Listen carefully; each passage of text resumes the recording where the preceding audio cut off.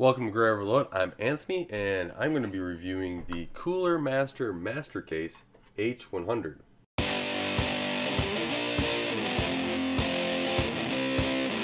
Cooler Master just released this case a little while ago. I pre-ordered it, and so I could have a build for my parents as I owed them a computer. And as you can see here, it is a pretty nice case overall. I like the front part, and just to give you a little overview here, here's the front, and this panel just pops off. If you see my unboxing, you'll see that too, but this just pops off. And then you have the 200mm fan here, and this is just a mesh, if you can kind of see that.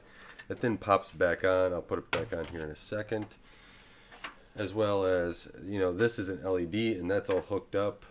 You got your front panel here. You can see I still got USB plugged in.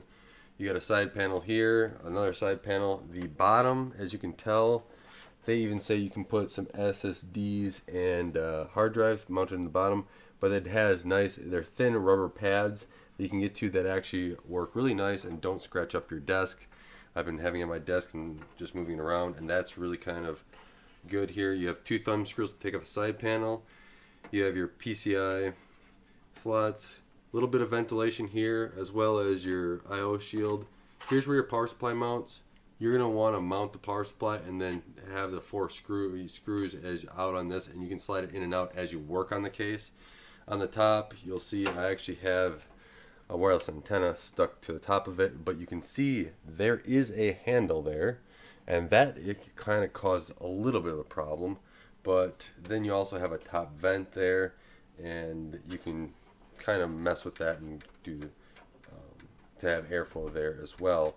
Now I am using the stock cooler of the 3400G in this build, so I think cooling could be a little bit better if you went with like a Noctua downforce air cooler. That would probably help out quite a bit, but that's just kind of what I chose. They didn't need anything spectacular on their computer build for cooling. They just needed it to work and be cool, and for this project that was just going to be the AMD cooler. And so you could go through the specs. I guess I could go through some of the specs of this case, but overall it's just a mini ITX case. I know that there's been some questions on if you could fit something a little bit bigger in there, but maybe. I wish I had an MATX board just to be able to test it. I'm not comfortable saying it will fit that at all. But just looking at it, it does say it's a mini ITX. The dimensions here, I'll let you look up those. But if there's a radiator installed, the PSU length can only be 160 millimeters. If you don't have one, then you can go 210 millimeters. Also with the graphics card, that length with a radiator installed is only 180 millimeters. Whereas if you have a 210 millimeter clearance there for the GPU without the radiator.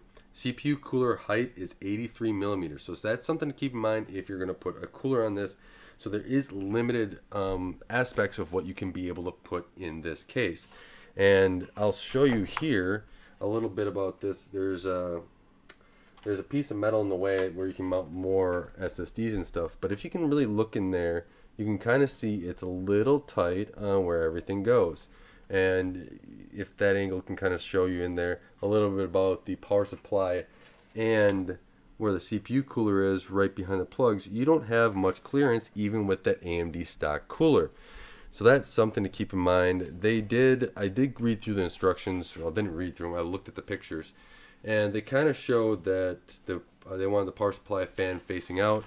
I'm guessing you won't get then any cross suction there of air being flowed back right in the CPU area or right onto the from being in the power supply. But that's just the way the layout is. I actually like this layout with this power supply and what this computer can do. That power supply fan is barely ever going to turn on. So just keep in mind, this is a really tight build. That handle will get in the way. Just the way it is. It kind of comes down. As you can see, it takes away a little bit of space to hide some of the cords. This isn't something that you're going to get looking absolutely perfect, I don't think, unless you have everything mounted to the motherboard and then you have short power supply cables to run. It's just really hard with this tight of build. But if you're building this, keep the power supply out until you're ready to put it all in and you're ready to go, because, well, at least with my hands, I can't get in there if it's in. So keep that out. You'll be able to put everything in. Everything goes in fine. You're able to wire it all up. It's a little, I would recommend putting the 8-pin power connector, if it's in that upper left-hand corner, in before you screw in the board, just because it is a little tight with that handle in the way. I didn't do it. I still got it in there, but it would have been just that much easier if I didn't have that already. So overall, though, I think that this is a really good layout of a case. It's very tight of a build, like I've said. It's the layout seems to work pretty well for it. That 200mm fan does blow a lot of air through. It's RGB, and you just plug it into the motherboard or a controller. So it does ship with a little controller that you can do. Now, with the 3400G, some of the temps I was seeing on this is that it is gets up. I was running Prime 95 for 20 minutes, and just they're wanting to produce as much heat as possible. It hit 80 degrees Celsius in a 70 degrees Fahrenheit room. I'm sorry I did not convert that over, but it was 70 degrees Fahrenheit down here in my basement, and that I had that running, and for the whole 20 minutes it was 70 degrees. I got this place underneath air conditioning when it needs to be, so just trying to keep that temperature maintained. But it was able to hit 80 degrees, and it kind of maintained it at that point. I didn't see it go up, and that's why I was just kind of waiting for the 20-minute mark. It was running at 3.95 gigahertz in this 3400G. You can hear the fans. That's something in there, I think, or that is mostly the CPU fan. That's the AMD cooler on it that you're hearing. So that's why I said if you went with like a Nachua, something with a better air cooling, it'd probably be a less audible. I don't have a decibel meter for testing, but it was quite loud, or not quite loud, but it was loud. It was something, if I had headphones on, I wouldn't have noticed it, but since I was just running Prime 95 and watching the thing, yeah, I noticed it. And after you stopped it, the temps dropped very quickly. So there was able to get enough, they dropped there, but they dropped back down almost close to about 20 seconds, 20 to 30 seconds. It was down to 38 degrees Celsius, which is just about, I think, about 8 degrees higher than the idling temp of the 3400G, is according to my notes that I'm reading through here now.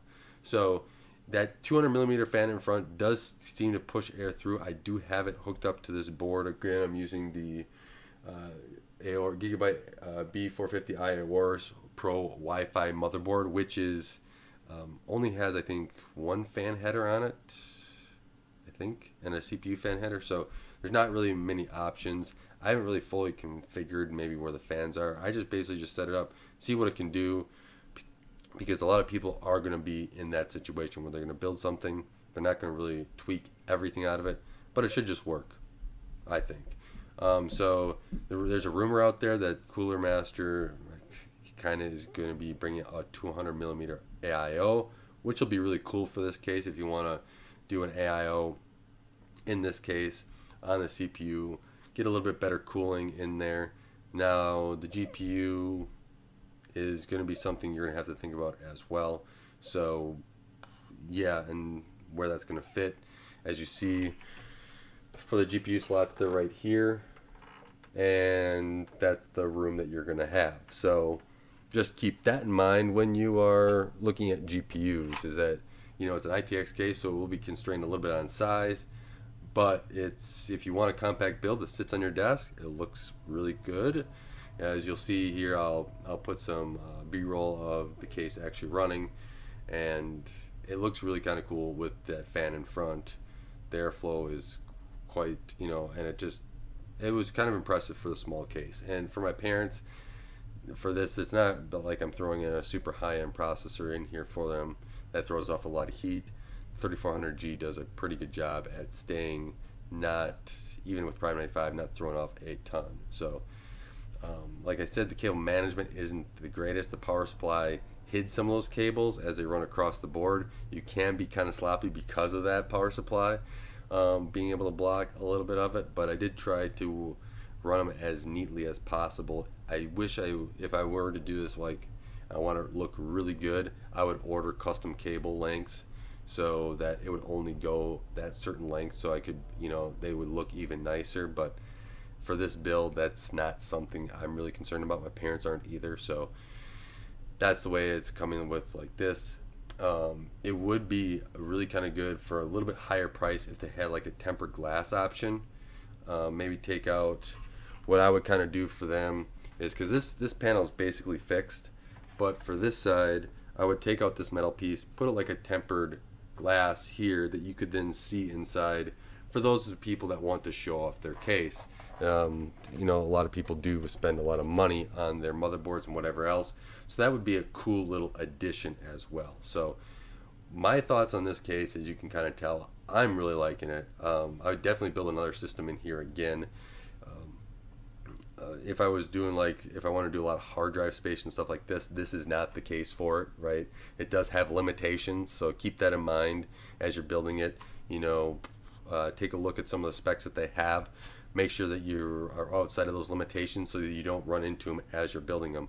I was, based on what I was doing, a 3400G, you know, NVMe drives on it. Everything's really contained in the motherboard. This is like the perfect build for it, I kind of think, is that you go in there. I think that you could even get up to, you know, you throw a GPU in here. I'm even kind of considering it maybe for a mini build of, just maybe if I want to do like a mini Linux gaming build, just so I can try that out. You know, even with a 9900K, I think might be a little much power to cool, depending upon, I would have to see how that cools.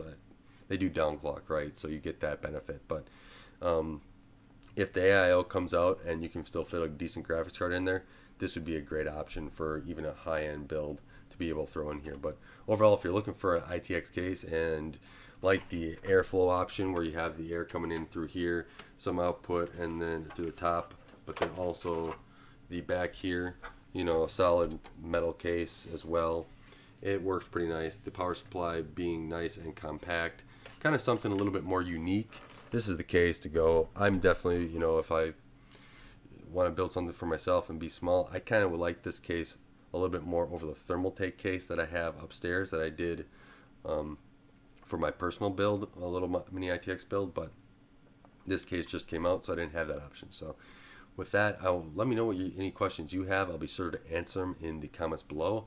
And I want to say God bless, and until next time, don't forget to like, share, and subscribe.